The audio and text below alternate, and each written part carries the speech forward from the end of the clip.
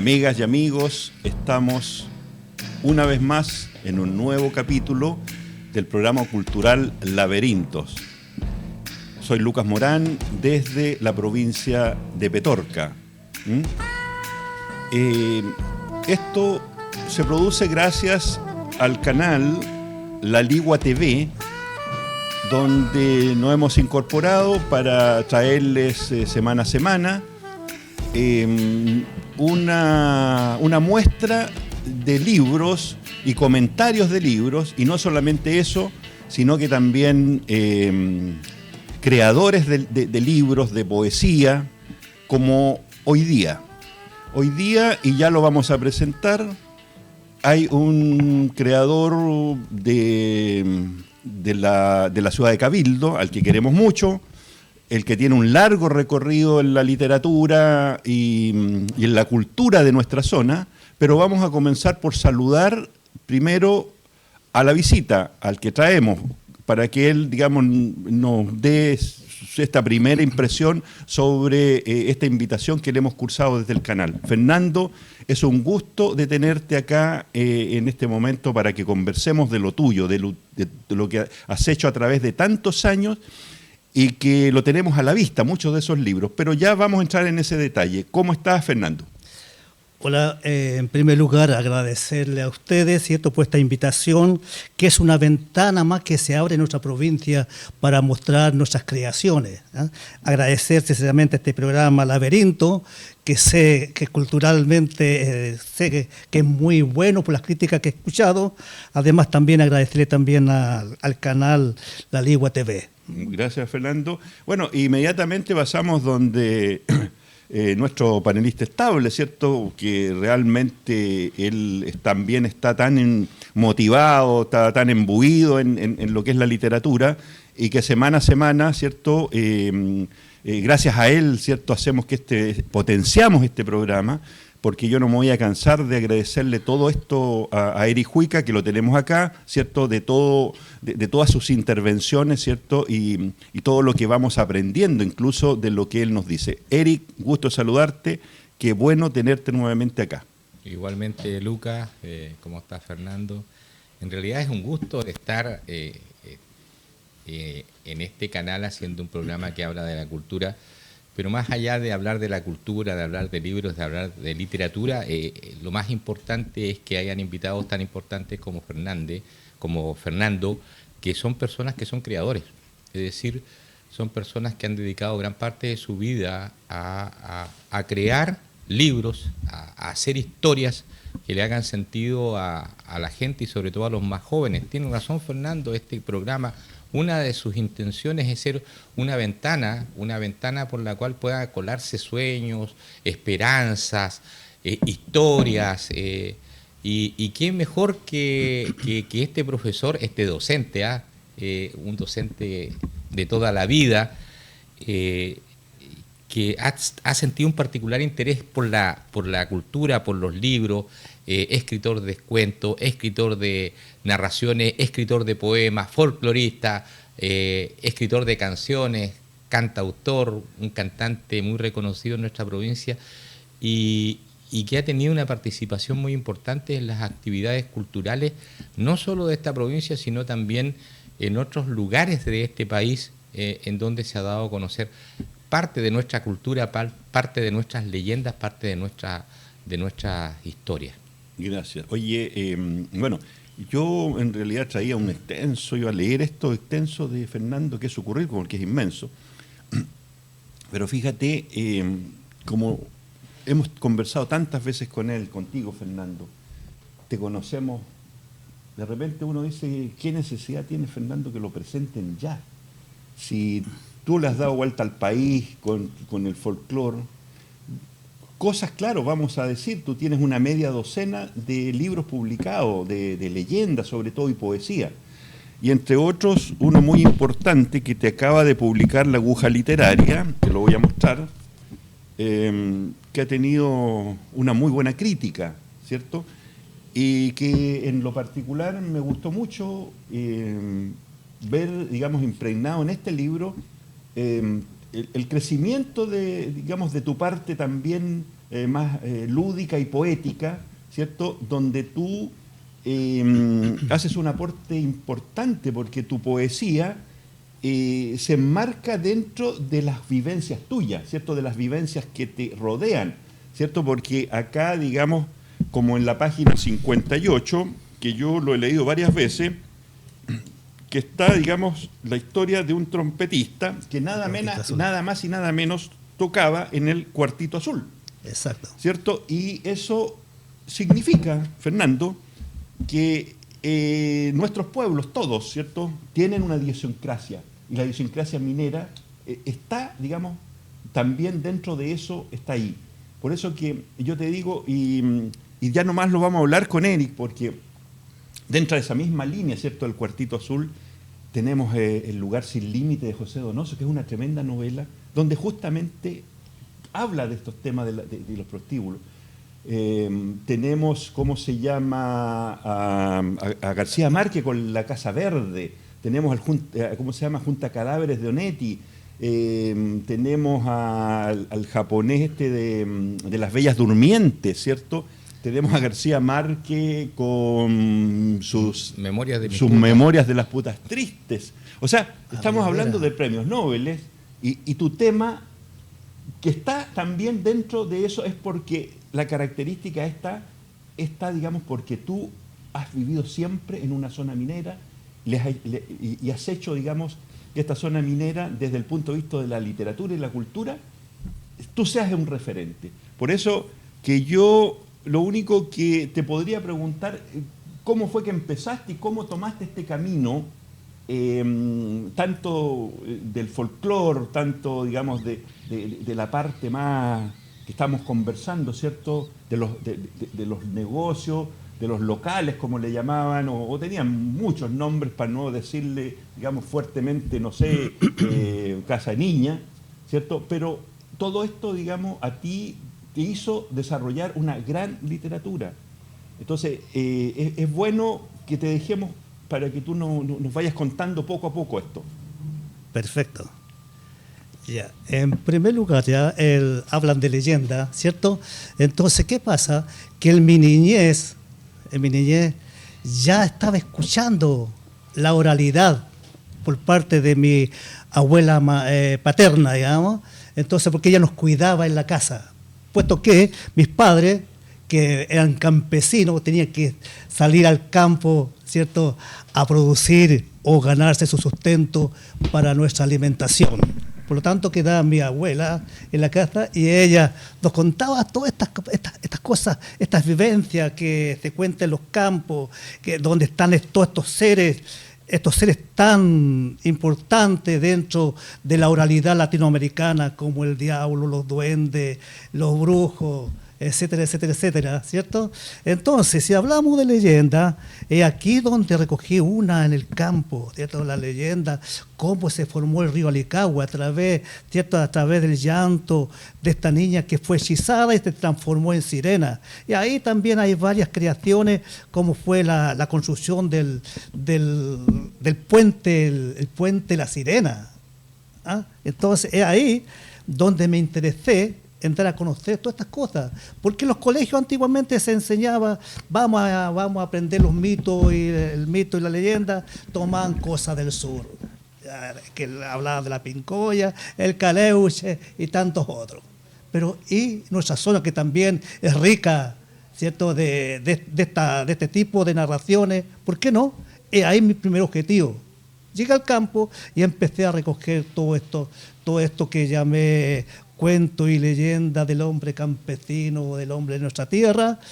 Lo presenté al Ministerio de Educación, se interesaron, me desviaron al proyecto Fondar y ahí nació mi primer libro, Cuento y Leyenda del Valle Alicagüe, donde se han vendido de más 14.000 ejemplares y empezaron con 3.000. Eso qué importante, Fernando, claro, porque a ti te reconocemos acá en nuestra provincia, quienes vamos a las ferias, quienes estamos constantemente, digamos, en todos los actos culturales, o de repente muy pocos, los pocos que se hacen, pero que nosotros los conocemos bien, ¿cierto? Y siempre, digamos, la gente está buscando tu narrativa, te está escuchando tu canción, tus canciones que te nacen, digamos, dentro de esa sensibilidad social que tú nos has entregado, que es tan importante, porque eso también es Fernando Guajardo, ¿cierto? Es una persona, digamos, que a través de la literatura o del canto es capaz de decir verdades, ¿cierto? Verdades sociales, verdades que de repente, ¿cierto?, nos han complicado a todos, pero tú has salido a decirlas a través de lo tuyo y nos ha parecido a todos que eso lo haces muy bien, ¿cierto? Porque yo creo que después de todo la finalidad de los artistas es denunciar.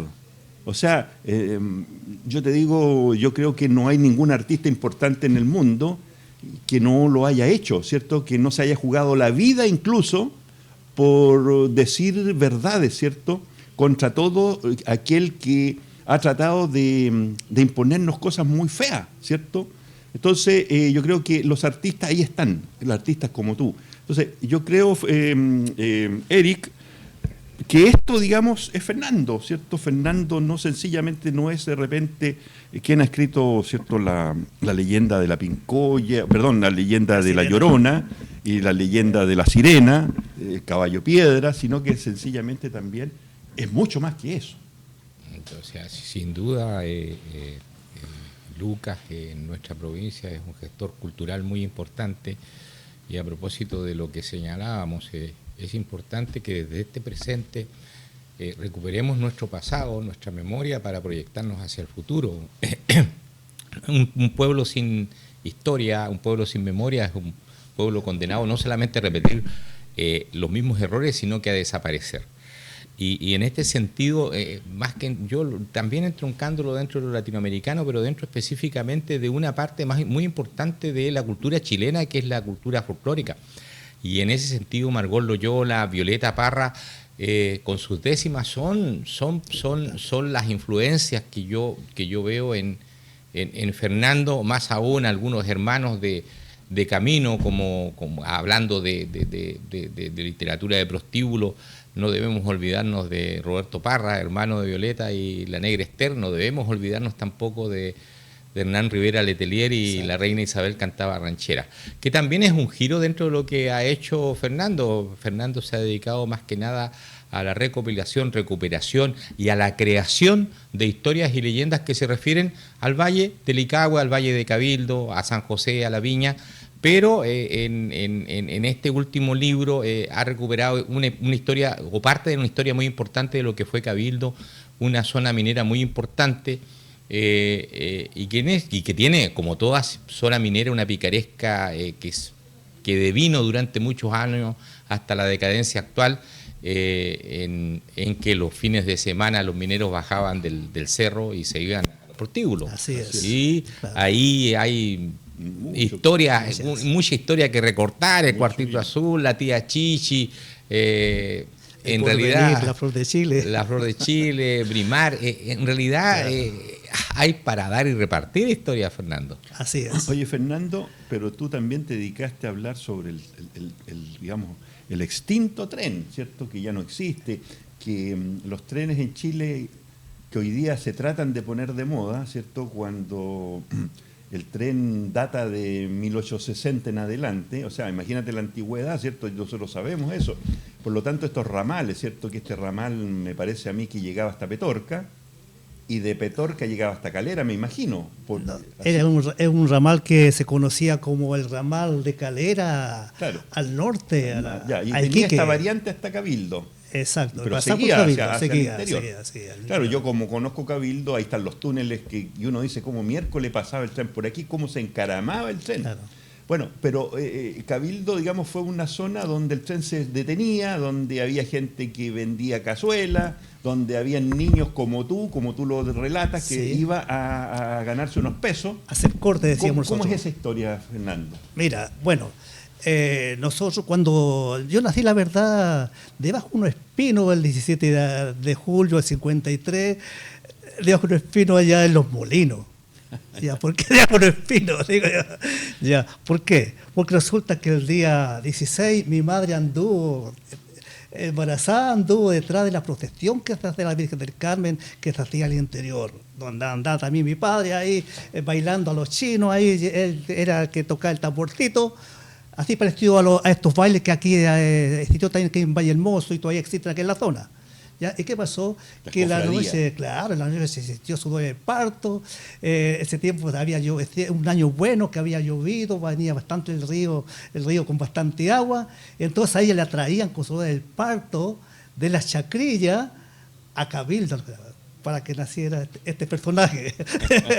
¿Y qué pasó? Que ya no aguantó en el camino y tuvieron que bajar al caballo y dejarlo de unos espinos, tendido y ahí nació. Ahí se produjo el advenimiento. Así es, claro. Entonces, nací el 17 de julio de 53, pero mis padres, cuando fueron a pasarme el registro civil, me pusieron como el 17 de agosto de 53. Pero yo para mí nací el 7 de julio, pero en los papeles legales, 17 de agosto. Está bien. Ya, entonces tengo dos dos cumpleaños. Pero toda esta historia del tren a ti te marcó. Ya, parece, exactamente. Después de ahí, cuando teníamos 4 años más o menos, mi padre compró un terreno ahí en el Bellavista y ahí llegamos a vivir. Por lo tanto, quedaba muy cerca, veía cómo llegaba el tren, y ya después vine al colegio, un poquito más grandecito, hablemos de 8 a 10 años, y hacíamos la cimarra para ir al tren. ¿A qué? A hacer los cortes, ayudar a esta gente que llegaba del norte con deseo de progresar, ¿cierto?, en busca de la minería. Y ahí nosotros ayudamos a llevar estas maletas a cambio de un Oye, es billete. verdad que la gente que se iba al norte, ya muchos años llegaban con dinero, llegaban muy bien trajeados, digamos. Claro, como mostrando cierto, que les ha ido bien, ¿o no? Eso es así la cosa. Ya. Incluso ahí es donde llegó este caballero que le decía Don Pollo, que fue el papá de la de toda una generación. De toda generación. De gente muy buena. El señor Onofre, además, justamente, él venía con una maleta, y dentro de la maleta traía una vitrola, y dentro también traía un disco, que después también lo incluyo dentro de mi literatura, que él pasó del norte, donde el minero escuchaba, venía la nostalgia. Del norte. Claro, que es una famosa canción mexicana. Un corrido. Claro. Ya, venía la nostalgia del minero y vamos tomando, ahí se empezaron las partes de pensiones en mi ciudad. O sea, el tren fue fundamental en ese tiempo. Mucho, exactamente. Ya. Justamente. Ahí nosotros ayudamos a los cortes y muchas veces también andaba en tren porque cuando ya se bajaba las personas, el maquinista desenganchaba los carros correspondientes y la máquina principal, ¿cierto?, donde estaba el motor, todo eso, iba a dar la vuelta a la tornamesa y ahí íbamos nosotros diciendo adiós a todas las pasajeros en este sencillo viaje. Nos vas a viaje. tener que disculpar que vamos a hacer una pequeña pausa comercial y ya volvemos, estimados Perfecto, amigos. sí. Espérenos un ratito. Gracias. Estamos de vuelta en nuestro programa Laberintos y muy entretenidos hablando de la literatura de Fernando Guajardo. Y la verdad, Fernando, es que con esto del tren tendríamos para varios capítulos. Pero continuemos a ver si le damos una vuelta más para continuar con muchas otras cosas que indudablemente te queremos también un poco, digamos, preguntar y saber de cómo, digamos, tú las has ido construyendo. Pero el tren, me encantaría saber qué otras cosas qué otras vueltas le estás dando. En cuanto al tren, ya, entonces, como dije anteriormente, íbamos nosotros, hablemos de esa edad de 7 a 10 años, a hacer cortes, que consistían en llevar las maletas, estos pasajeros, al lugar más cercano donde ellos venían, ¿cierto?, buscando nuevos horizontes, ese tiempo en la minería que está en pleno apogeo allá en la zona. Ya, porque habían varias empresas mineras que ya estaban ya ubicándose en Cabildo. Está la Cerro Negro, la Sauce, los Maquis, y en pleno desarrollo o producción. Por lo tanto, era un punto muy importante que llegaran estas personas. Como un apogeo, ¿cierto? Un apogeo, justamente. Ya. Casi el apogeo industrial, digamos. ¿Qué pasó? Bueno, hacíamos nosotros a veces la cimarra, confieso, esa cimarra, justamente para ir a esta a estos lugares, a hacer este corte, porque muchas veces esa moneda que nos daban por hacer este trabajo era para comprar el pan en nuestra casa. Ya. ¿Ah? Y así como lo dejo reflejado en algunas poesías, donde es. esperamos el tren de invierno y muchas veces ahí queda uno y nos íbamos pues pateando piedra, pisando cada durmiente de la línea férrea para llegar con los bolsillos vacíos y sin tener ninguna amiga, ni siquiera para darle al amigo perro. Digamos. Oye, Eric, bueno, estas confesiones, esta forma, digamos, de decirnos estas cosas que en todo Chile las enfrentó en algún momento. Chile era otro, indudablemente. Las situaciones eran complejas, se había avanzado poco, ¿cierto?, en obtener algunos beneficios para digamos, para toda la gente. Bueno, pero esa época también que Fernando la retrata, tú y yo las conocemos y sabemos, digamos, que la literatura las ha puesto en boga siempre, ¿cierto? O sea, qué bueno, digamos, que hoy día tengamos también esta ventana, como decía Fernando, para poder también ir haciendo esta historia de nuestro país un poco a través de la literatura. Por supuesto que sí, Lucas, Fernando, es una historia la de nuestro país, pero muy intensa, sobre todo a partir de los años 50, pero es una historia que debemos conocer, lo que significó un país en donde, como decía Fernando, la pobreza era un porcentaje muy importante de la población. No había acceso a la universidad más que para las clases pudientes y algunos alumnos que podían llegar de las grandes ciudades, pero no se conocía en los pueblos pequeños. Yo me refiero a particularmente tu niñez en Vicuña, tu niñez en Cabildo, mi niñez en Ovalle. En ese tiempo, cuando yo nací en 1963, Ovalle era un pueblo, ahora es una ciudad que tiene 200.000 habitantes. Y cómo se ha producido este cambio radical de todo lo que nosotros vivimos a lo que hemos vivido, a lo que vivimos actualmente. Hay una literatura muy rica que se refiere sobre todo a la literatura social y la literatura de los años 50, de los años 60, en donde se va a producir transformaciones radicales dentro de nuestra sociedad que van a implicar un cambio revolucionario que se va a empezar a dar ya no a partir de la Patria Joven de Eduardo Frei, sino que ya a partir del año 66-67 con las revoluciones estudiantiles y que van a transformar radicalmente este país. Hasta llegar al 73, la dictadura militar, y nuevamente el 90 y otra transformación radical de este país, y nuevamente el 2006-2011 con la revolución de los estudiantes pidiendo que se acabe con la desigualdad, 2019 con el estallido social pidiendo que se cambie todo, para después no cambiar nada, y como decía por ahí Giuseppe Tomasi de Lampedusa, cambiar para que todo siga igual. Pero todas estas transformaciones radicales también han significado una decadencia importante en ciertos sectores y tal vez la decadencia más importante sea en ciertas zonas mineras. Y una de las zonas mineras que se ha visto más afectada precisamente ha sido el sector de Cabildo. Oye, Fernando, vamos a pasar también porque el tiempo es el tiempo y no podemos hacer nada contra eso.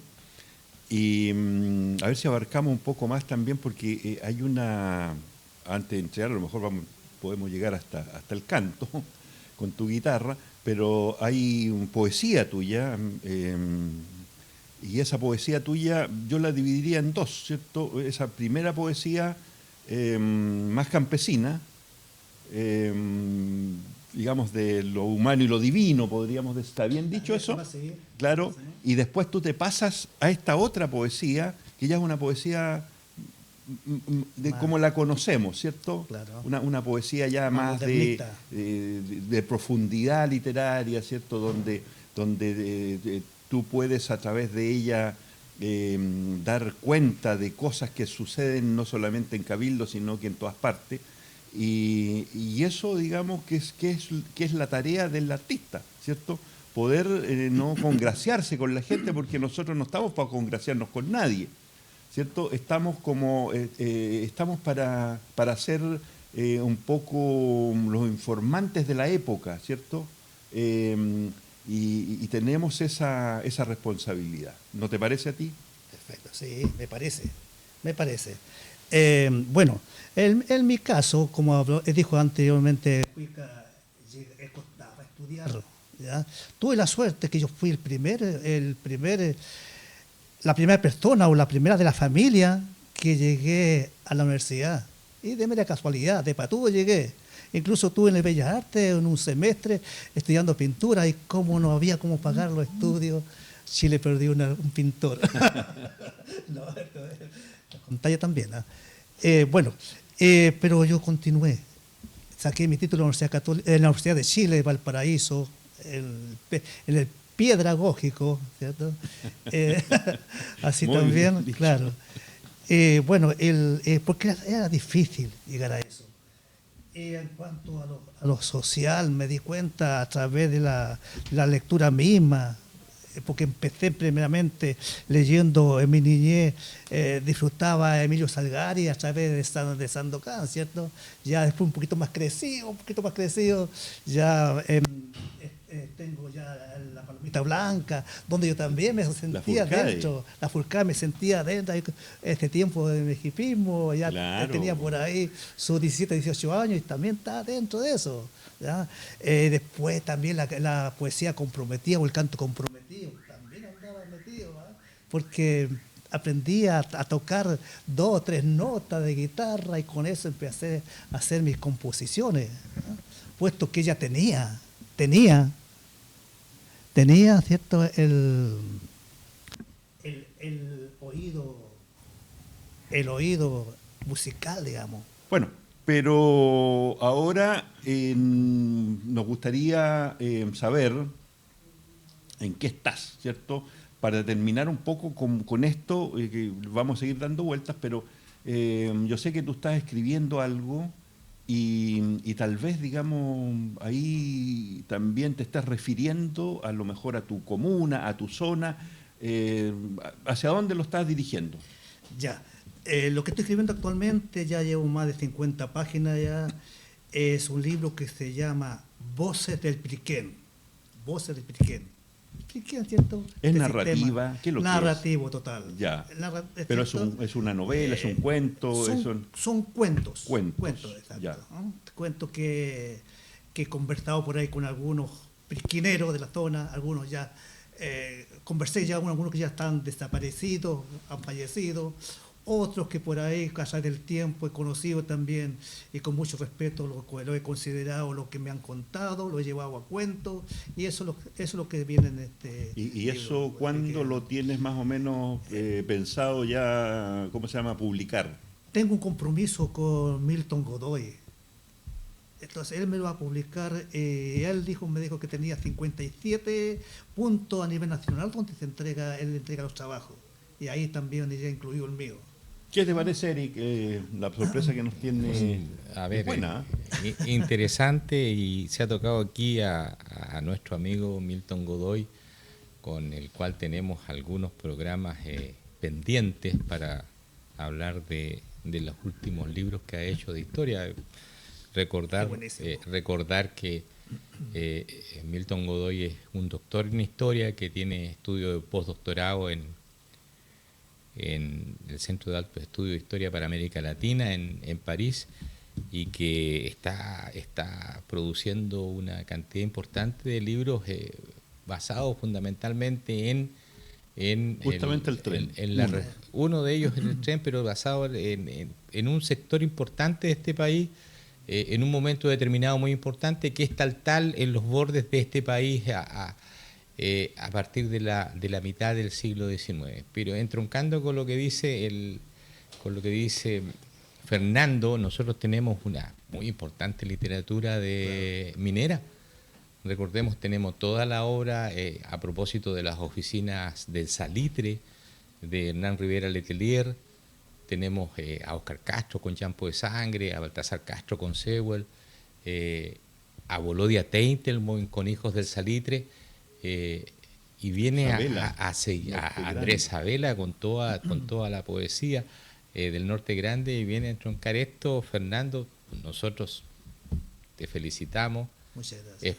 esperamos que el libro esté lo antes posible para, si puede entroncar con esta Feria del Libro que se pretende hacer, como nos dijo el presidente de Rotary Club, Patricio Stafforelli, se pretende hacer en el mes de abril del próximo año, y tal vez estar ahí presente cuando Fernando tenga ya el libro en sus manos y obviamente poder asistir a esa presentación. Esa es la idea. Bueno, amigos y amigas que nos escuchan y que estamos nosotros tan comprometidos con la literatura tanto regional como nacional, ¿cierto? Nos damos cuenta, y eso es bueno que lo digamos, que en nuestra provincia, o en nuestra región más bien dicho, hay grandes escritores, grandes poetas, personas que están dedicadas justamente a construir narrativa, a hacer poesía, ¿cierto? A viajar con su literatura, ¿cierto? Con sus creaciones a los diferentes lugares, ¿cierto? Donde se nos da la oportunidad para exponer, ¿cierto? Yo creo que en eso estamos al debe, estamos pobres, ¿cierto? Porque no hay ni siquiera una librería donde uno pudiera decir voy a dejar mis libros. Generalmente hay que salir con ellos en una maleta, ¿cierto? Y llevarlos a algún lugar donde los podamos vender. Otros, si tienen más suerte, los pueden exponer en una librería. Pero de acá estamos haciendo todo lo posible para que nuestra gente, los escritores de nuestra provincia, tengan un espacio, y como Fernando, ¿cierto?, para que pueda también poder mostrarnos novedades, ¿cierto?, lo que ha hecho, todo, porque se han dedicado toda la vida a ¿cómo se llama?, a escribir. Como decía Eric, el poder central siempre está en Santiago. Nosotros somos los bordes, como decía él recién. Y los bordes, afortunadamente, han dado 2 premios Nobel, ¿cierto? Como son Neruda, de Parral, y como es Gabriela Mistral, de Vicuña. Y así otros tantos nombres, como nombrábamos recién, ¿cierto?, de grandes escritores, de grandes poetas, que muchos de ellos, como tú, Fernando, han nacido en provincia, ¿cierto? Desde acá, con muy poco ayuda, ¿cierto?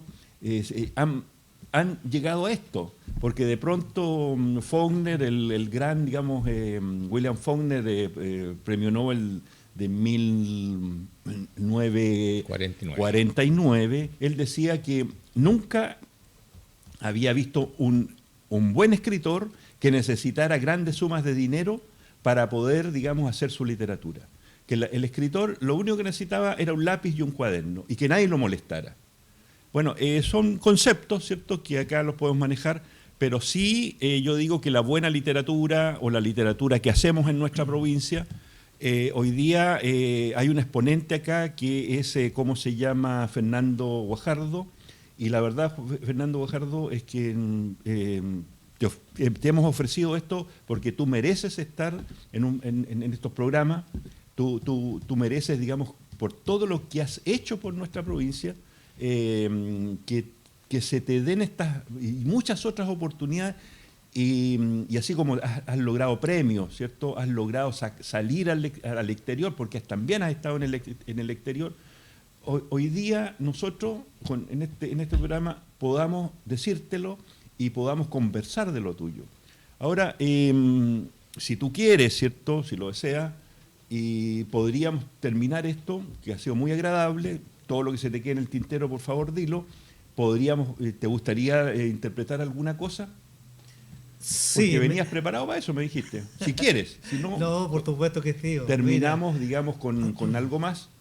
Mira, se acerca ya cierto septiembre y ya están los sones, las cuecas por ahí, está el olor a chicha, la empanada, el anticucho. Tendría que ser algo corto porque cortito, terminamos claro, por el programa. Entonces, prácticamente. Aquí una cueca que hice hace poco, que trata más o menos, nombra estos personajes que considero yo mi obra literaria, que son, como dije anteriormente, son personajes que están dentro de la idiosincrasia, dentro de la cosmovisión del hombre latinoamericano. Ya vamos a permitir entonces ir Permiso en para- busca de tu instrumento. Así es. Eric, bueno, estamos también, como dice Fernando, en el 18, ad hoc, que también la literatura pueda mostrar algo a través del canto. Indudablemente, y como ya vamos a terminar, decir que toda esta experiencia, todos estos proyectos culturales sí están dando frutos. Recordemos que nuestra Feria del Libro, que se celebra cada año aquí en La Ligua, ha servido de ejemplo para que otras de las comunas de nuestra provincia tengan Feria del Libro. O sea, ustedes los creadores, tú Luca, tú Fernando, no tienen una librería en donde exponer sus libros, pero sí tienen la posibilidad de exponerlo ahora en la Feria del Libro, no solamente en La Ligua, sino en la Feria del Libro de Zapallar, en la Feria del Libro de Papudo y en la nueva feria recién este año que empezó, que es la Feria del Libro de Cabildo. Solamente nos falta una Feria del Libro en Petorca y tendríamos el circuito completo, y eso se inició con una pequeña idea que surgió en esta comuna, y uno de los que formularon esta idea fue precisamente quien dirige este programa, Lucas Morán. Así es. Vamos, Fernando.